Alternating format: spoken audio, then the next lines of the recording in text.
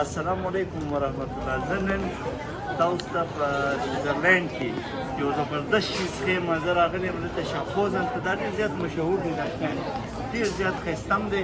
خو زه تاسو ته یو سپیشل شی ما ته په دې 3 میاشتو کې ما ام نه دی خوړلی، او نن ما ته پاکستاني امونه میلو شي دلته کې. د پاکستان امونه دي، زه ورته ډېر زیات خوشحاله شم. اوس به زه پاکستاني امونه خورم. ډېره زیاته مزه یې وکړه، ډېر زیات خوند به وکړي، او ما ډېر زیات زه دې ما ته خوشحاله شم. ډېر زیات زبردست شوق دی، او د پاکستان د هر ملک چیزونه دلته لګیږي، ملاویږي.